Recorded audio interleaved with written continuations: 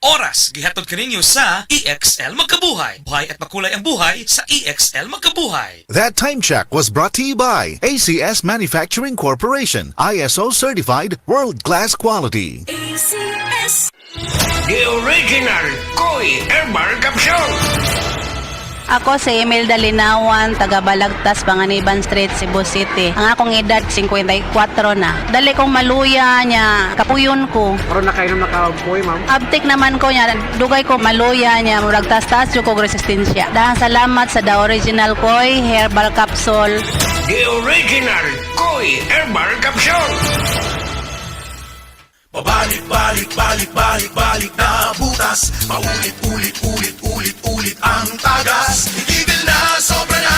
Itigil na ang diskardeng tapal-tapal. Ilastusin mo yan, tagal, tibay, tag-init o tag-ulan. Tibay na tumatagal. Yan ang Pioneer Elastosil.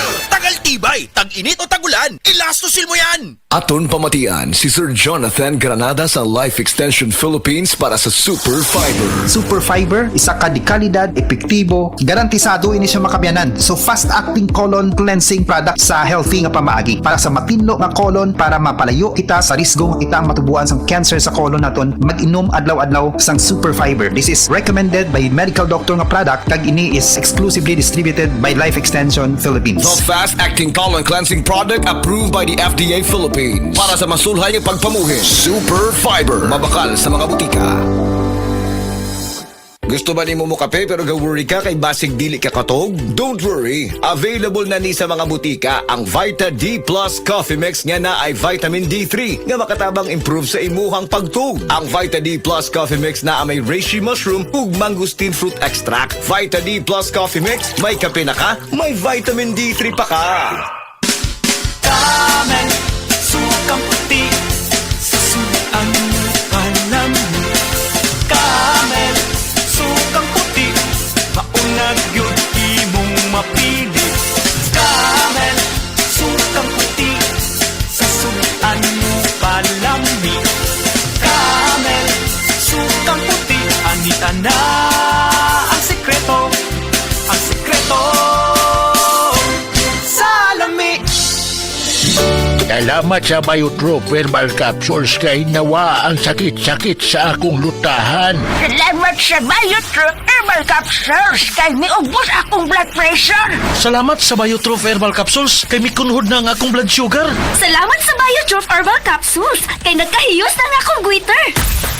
Biotrop Herbal Capsules. Garantisadong epektibo para sa mga nagkalain-laing balatian. Mapalit ang Biotrop Herbal Capsules sa tanang mga botika sa inyong dapit. Biotrop Herbal Capsules, the Wonder Food Supplement. Salamat sa Biotrop Herbal Capsules kay nawa ang sakit-sakit sa akong lutahan. Salamat sa Biotrop Herbal Capsules kay miubos akong blood pressure. Salamat sa Biotrop Herbal Capsules kay mikunhod na ang akong blood sugar. Salamat sa Biotrop Herbal Capsules kay nagkahiyos na nga akong goiter. Biotrop Herbal Capsules. Garantisadong epektibo para sa mga nagkalain-laing balatian. Mapalit ang Biotrop Herbal Capsules sa tanang mga botika sa inyong dapit. Biotrop Herbal Capsules, the Wonder Food Supplement. Kining hatod ka nato sa Biotrop Herbal Capsules. The Wonder Food Supplement. That time check was brought to you by ACS Manufacturing Corporation, ISO certified world-class quality. ACS. Si Gemma Libahan, diabetic ug nag-insulina, apan miubos ang iyang tungod gintabang sa panyawan, coffee, sa karon kay sige na ako padayon og inom, nagababa na gyud siya, nibaba siya og 145 karon gani 143 na lang siya. Gemma Libahan, taga Jensan. Mag-16 ako karong June. Sed Panyawan Coffee Mix produkto gikan sa Sed Marketing Incorporated. Oras, hatod ka nato sa Camel Soy Sauce. Ako si Radyoman Benzi Tanghian. Kining balita hatod ka nato sa Paragis Bila-Bila Herbal Capsule na ilhan isip herbal nga kapsula nga makatabang og daghang benepisyo sa kalawasan. Mao kini ang all-in-one nga herbal. Makahatag og kaayuhan sa ato ang mga selula sa lawas, makatarong sa nindot nga flow og limpyuhan ang imuhang dugo nga modagkayday sa ato ang kasing-kasing. Alang sa kompleto nga kombinasyon, gamita lang ang Paragis Bila-Bila Plus Herbal Capsule. Paragis Bila-Bila Herbal Capsule na uban sa pagpangapi sa Paragis Bila-Bila Herbal Coffee ug ang pagpanghapla sa Paragis Bila-Bila Liniment Oil. Dama sa GFMQ Marketing sa Paragis Bila-Bila dili na ka mag-agwanta pa. Sa dugang kasayuran, tawag lang sa 0935-641-0261. Ang Paragis Bila-Bila mapalit sa Didings Pharmacy sa Manalili Street, Cebu City, Bestway Pharmacy sa Mandawi City, Healthway Pharmacy, JV Butika sa Cebu, Mandawi, Liloan ug Osmeña Boulevard. Mapalit usab sa JY Pharmacy sa 32 Osmeña Building, Osmeña Boulevard, Cebu City. Mga kasama, dapiton ko kamo sa pagpaminaw sa drama nga Budbud ug Bibingka. Matag alas 8 hangtod sa alas 8:30 sa gabi, Lunes hangtod sa adlaw Sabado. Maminaw ta dinhi lang sa DYHP RMN Cebu. Pagbasa sa ikasampung kabanata ng Aklat ni Juan, ang talinhaga tungkol sa pastol, talata 1 hanggang 42. Pakatandaan ninyo, ang pumapasok sa kulungan ng mga tupa nang hindi sa pinto nagdaraan kundi umaakyat sa di dapat pagdaanan ay magnanakaw at tulisan. Ang tunay na pastol ay sa pintuan nagdaraan. Pinapapasok siya ng gwarda at pinapakinggan ng mga tupa ang kanyang tinig. Tinatawag niya ang kanyang mga tupa sa kanilang pangalan at inilalabas sa kulungan. Kapag nailabas na, siya ay nangunguna sa kanila at sumusunod naman ang mga ito sapagkat kilala nila ang kanyang tinig. Hindi siya sumusunod sa iba kundi patakbong lumalayo sapagkat hindi nila kilala ang tinig ng iba. Sinabi ni Jesus, ang talinhagang ito, ngunit hindi nila nauunawaan ang ibig niyang sabihin. Kaya't muling sinabi ni Jesus, pakatandaan nyo, ako nga ang pintuang dinaraanan ng mga tupa. Ang mga nauna sa akin ay mga magnanakaw at mga tulisan, ngunit hindi sila pinapakinggan ng mga tupa. Ako ang pintuan.